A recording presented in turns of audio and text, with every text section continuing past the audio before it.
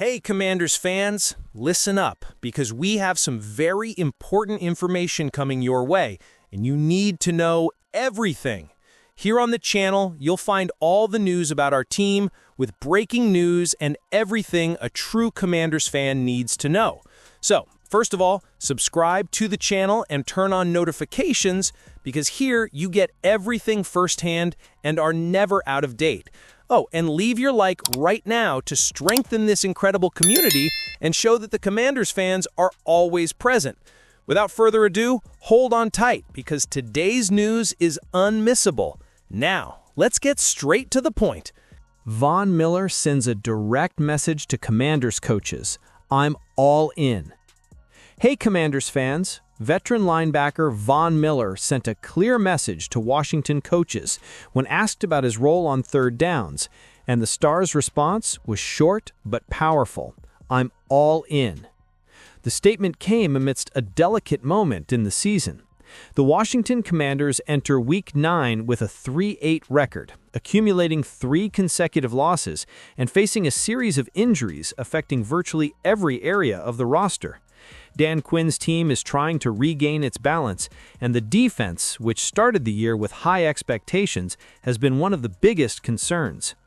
During a press conference on Thursday, Miller was asked if he expected to see his role grow in the upcoming games, especially on third downs, as the team faces serious absences in the pass rusher rotation. The veteran, known for his experience and leadership, responded confidently and directly. I'm totally in favor, Miller told reporter Tashawn Reed, who covers the Commanders. That simple yet significant response demonstrates that the 8-time Pro Bowl selection is ready to take on more responsibility, something the team really needs right now. Currently, the Commanders have a severely depleted defensive line.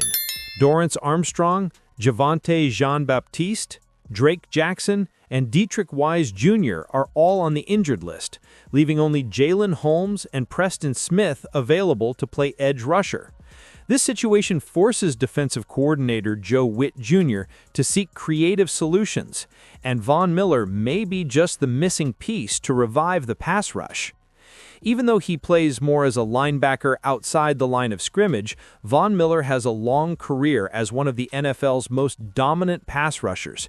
His record speaks for itself: 123.5 career sacks, a Super Bowl ring with the Denver Broncos, and being named MVP of Super Bowl 50.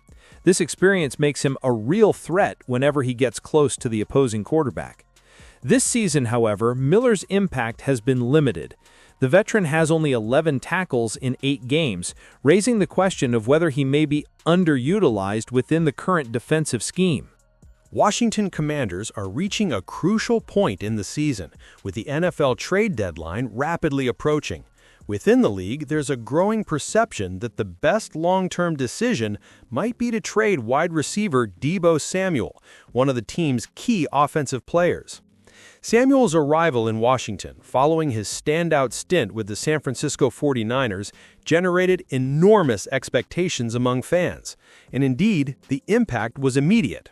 His versatility has given a new dimension to the Washington Commanders offense, allowing coach Dan Quinn and offensive coordinator Cliff Kingsbury to diversify their game plan.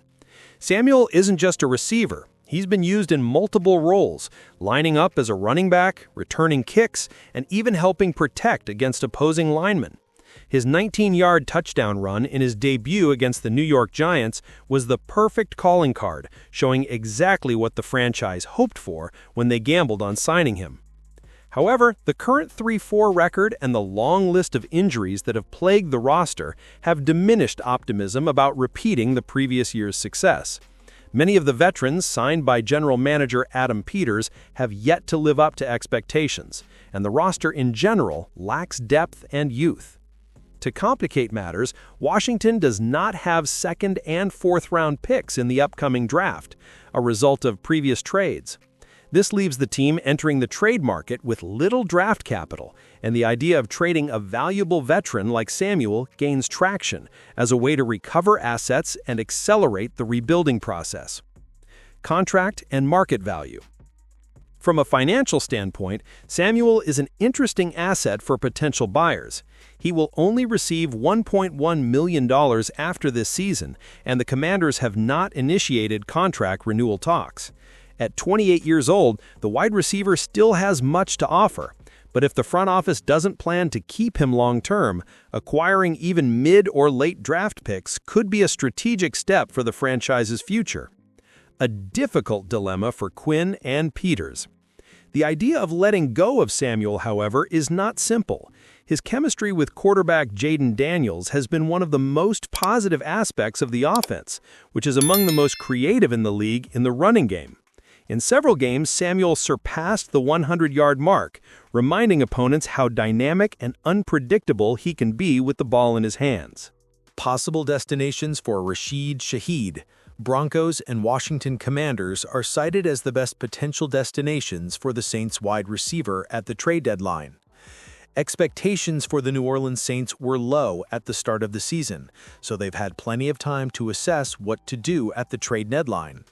One player who may be leaving is Rashid Shaheed, who recovered from an injury-shortened 2024 season to become one of the Saints' main offensive weapons, even in a year to forget for the franchise. With several teams vying for receivers before the trade deadline, Shaheed could bring a valuable asset to New Orleans. Here's an analysis of which teams could be the best potential destinations for Shaheed at the trade deadline. Rashid Shaheed's landing spots. Denver Broncos. Shaheed joined the Saints after Sean Payton left the organization, so he doesn't have direct ties to the Denver Broncos coach, but Payton and Saints general manager Mickey Loomis have a long history of working together and teamed up for a preseason trade when Devon Valley was traded to New Orleans. Is another trade in the works? The Broncos have seen an improvement in Troy Franklin and some flashes of talent from Marvin Mims, but a more consistent threat like Shaheed could be what Denver's offense needs to become as balanced as possible in the final stretch of the season. Once exclusively a receiver of long passes, Shaheed has become a more complete player and would give Bo Nix a proven weapon, diverting some attention from his other favorite targets. Buffalo Bills. The Buffalo Bills don't have a true number one receiver, but that's intentional. Joe Brady seems content with a group of competent receivers and an efficient running game rather than a single receiver who does everything. Even so, it would be difficult to argue that Josh Allen's receiving core is good enough at the moment. Shaheed could add another deep threat to Buffalo's offense, although Gabe Davis's imminent season debut might, in an ideal world, eliminate the need for someone like Shaheed. Washington Commanders. The Washington Commanders hoped that Terry McLaurin, Debo Samuel, Noah Brown, and Luke McCaffrey would form a more than formidable receiving core for Jaden Daniels. But injuries to McLaurin and Brown, plus Samuel's inconsistent performance, have created a potential need for reinforcements. With McLaurin aggravating a hamstring injury, the Commanders need to decide if they still have a chance to contend for the title this season. If they believe this path is possible, a threat on long passes like Shaheed could be a great addition, complementing Daniels' arm power in the final stretch of the season.